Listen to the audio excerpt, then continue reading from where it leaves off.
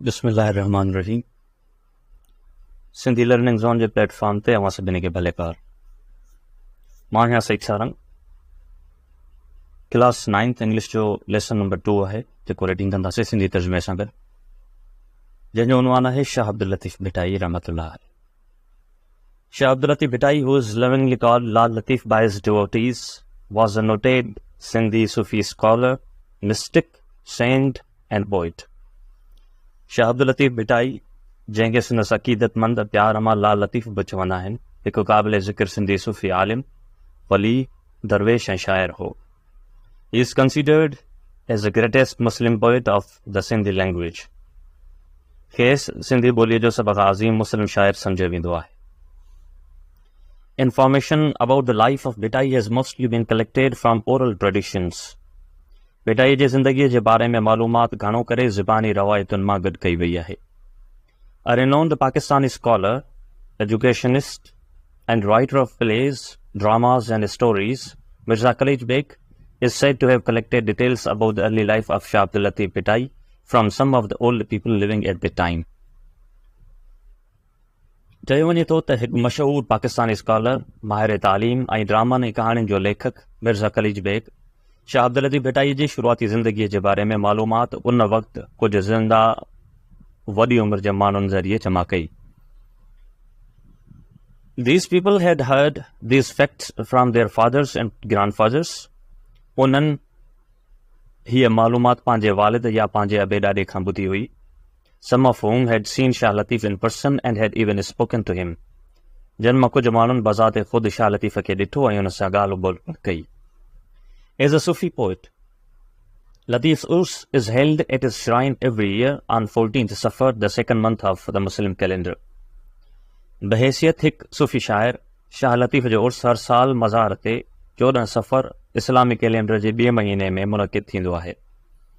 Thousands of people gather and listen to the saint's songs on the tamburo. हज़ारे माण्हू जमा थींदा आहिनि ऐं तंबूरे ते ॻाया वेंदड़ दरवेश जा कलाम ॿुधंदा आहिनि। Many learned men read papers that tell about Latif's life and his poetry. केतिरा ई आलिम ऐं फ़ाज़िल माण्हू मक़ाला पढ़ंदा आहिनि जेके लतीफ़ जी ज़िंदगी ऐं शाइरीअ जे बारे में ॿुधाईंदा आहिनि। Some of the key aspects shared by different scholars about Lal Latif are given below. लाल लतीफ़ जे बारे में मुख़्तलिफ़ स्कॉलरनि कुझु अहम पहलुअनि ते रोशनी विधी आहे, उहे हेठि ॾिजनि था। Shah लतीफ़'s ancestral roots, background and family, पस मंज़र ऐं ख़ानदान। Shah लतीफ़'s ancestral roots lay in Afghanistan.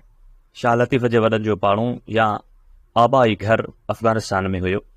Some historians said that the Shah's father, Sayyid Habib Shah, migrated from Matiarim, his ancestral home in Afghanistan, to Bhaimpur in Sindh in order to gain spiritual contact with Bilawal, a local pious man. कुझु तारीख़दान चवनि था त शाह लतीफ़ जो वालिद सैयद हबीब शाह हिकु मक़ामी सूफ़ी शख़्स बिलावल खां रूहानी फैज़ हासिल करण जे लाइ संदसि आबाई ॻोठ अफ़गानिस्तान मां, जिते पाण रहंदा हुआ, मटियारियूं खां भाईपुर ॾांहुं हिजरत कयाऊं सिंध जे अंदरि, त जीअं मक़ामी बुज़ुर्ग मखदूम बिलावल जे नाले सां जेको भाईपुर में रहंदड़ हो उन खां फैज़ हासिल करे सघनि। Others said that his ancestors migrated to Sindh from Herat. कुझु चवनि था त संदन वॾड़नि हेरात मां सिंध हिजरत कई हुई। Sindh was then a center of Muslim culture and Shah Latif's ancestors liked it so much that they decided to make it their home. Sindh उन वक़्तु मुस्लिम सक़ाफ़त जो मर्कज़ हुई। शाह लतीफ़ जे वॾड़नि खे एतिरी त पसंदि आई जो उन्हनि सिंध खे पंहिंजो वतन बणाइण जो फ़ैसिलो कयो। The name भिटाई नालो। In 1742, Shah Latif left his home and went to live on a mound at some distance from his village. 1742 ईस्वीअ में शाह लतीफ़ पंहिंजो घर छॾियो ऐं पंहिंजे ॻोठ खां थोरो मुफ़ासिले ते हिकु दड़े ते रहण लॻो। A mound of sand is called bhit in Sindhi. सिंधीअ में वारीअ जे दड़े खे भिट चइबो आहे। Due to the fact that he lived on this mound for the rest of his life, Shah Latif came to be known as the Saint of Bhit. इन हक़ीक़त जे पेश नज़र हुन पंहिंजी बक़ाया उमिरि उन ई दड़े ते गुज़ारी। शाह लतीफ़ भिट जो शाह जे नाले सां मशहूरु थियो। To this day, He is famous all over the country as Shah Abdul Latif Bhittai or Shah Abdul Latif of the Mound. अॼु ॾींहं ताईं हू सॼे मुल्क में शाह अब्दुल लतीफ़ भिटाई या भिट जो शाह जे नाले सां मशहूर आहे। अर्ली लाइफ एंड एजुकेशन, इब्तदाई ज़िंदगी ऐं तालीम। Shah Bhittai was born in 1689 AD, 14th Safar 1102 age, in a small village called Hala Haveli, a few miles to the east of the present town of Bidshah. Shah Latif 1699 ईस्वी 14 सफ़र 1100 हिजरीअ में हिकु नंढड़े ॻोठ हाला हवेलीअ में पैदा थियो, जेको मौजूदा बिदशाह जे शहर खां ओभर तरफ़ कुझु मेलनि जे मुफ़ासिले ते आहे। Latif was raised during the golden age of Sindhi culture. Latif जी परवरिश सिंधी सकाफ़त जी सुनहरी दौर में थी। His first teacher was Akhund Nur Muhammad Bhatti, but mainly he was self-educated. संदसि पहिरियों उस्ताद आखुंद नूर मोहम्मद भट्टी हो, पर घणो करे हुन पंहिंजी तालीम पाण हासिल कई। Although he received a little formal education, the Risalo provides proof that he knew Arabic and Persian quite well. हालांकि हुन बाक़ायदा तौर तमामु घटि तालीम हासिल कई, पर रिसाले मां इहो साबित थिए थो त हू अरबी ऐं फारसीअ जो सुठो ॼाणो हो। Various references in Shah जो Risalo indicate that he had in-depth knowledge of the Holy Quran and the Hadith. Shah जे रिसाले में केतिरा ई हवाला मौजूद आहिनि जेके ज़ाहिर कनि था त खेसि क़ुरान मजीद ऐं हदीस जो गहरो इल्मु हो। His poetic collections included the Masnavi of Maulana Jalaluddin Rumi and Shah Karim's poems.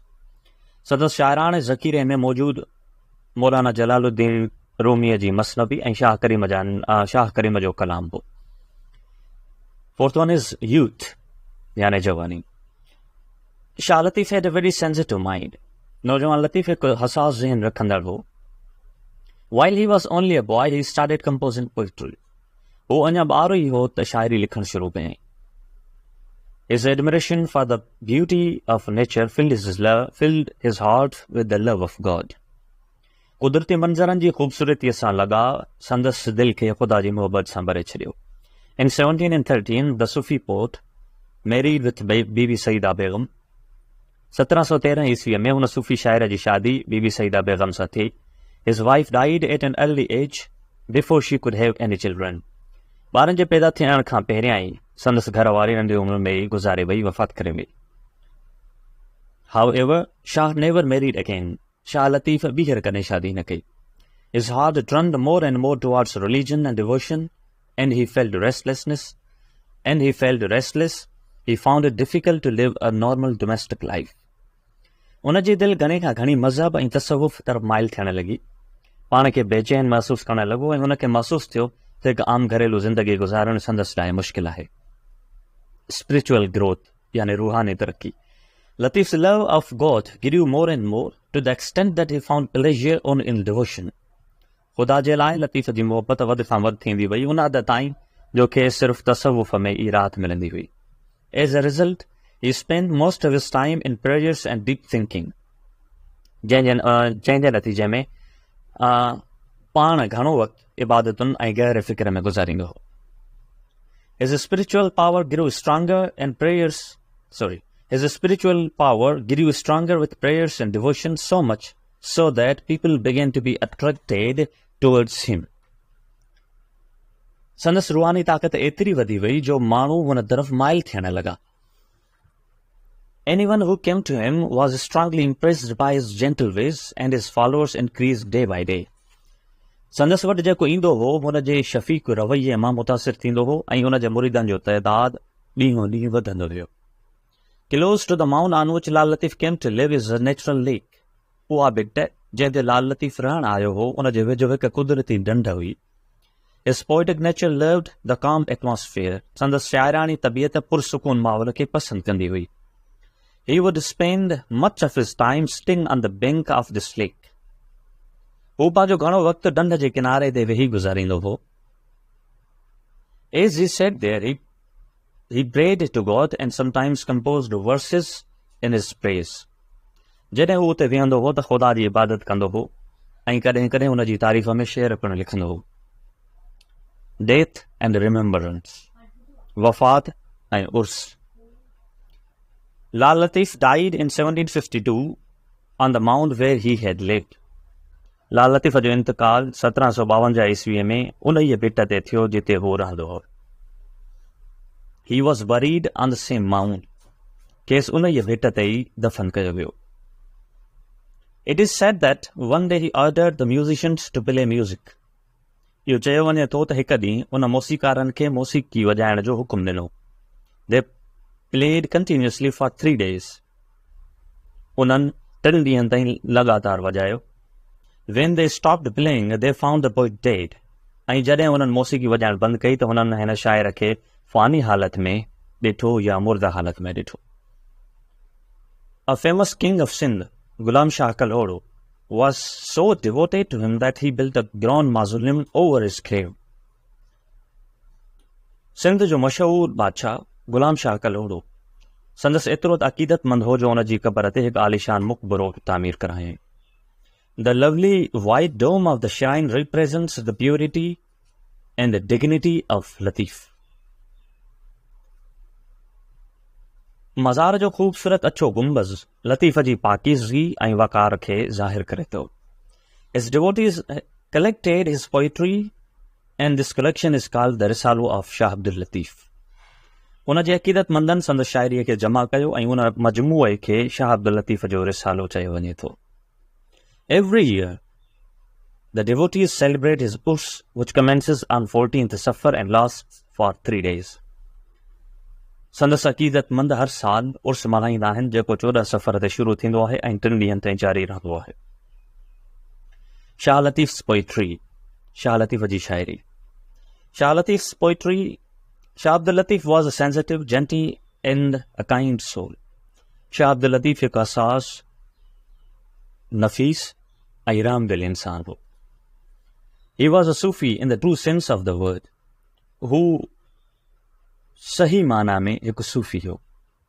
The word Latif literally means fine, delicate, tender, elegant, and light. लफ्ज़ लतीफ़ जी लुग़वी माना आहे नफ़ीस, नाज़ुक, नरम ऐं पुरवकार ऐं haleem. This meaning is truly reflected in both his poetry and his personality. ये मानाओं संदसि शाइरी ऐं शख़्सियत में झलकंदे नज़र अचनि थियूं. Moreover, he was a poet of the people, so he wrote in the language of the common man. इन खां अलावा हू अवामी शाइर हो, उन करे हुन हिकु आम इंसान जी ॿोलीअ में लिखियो.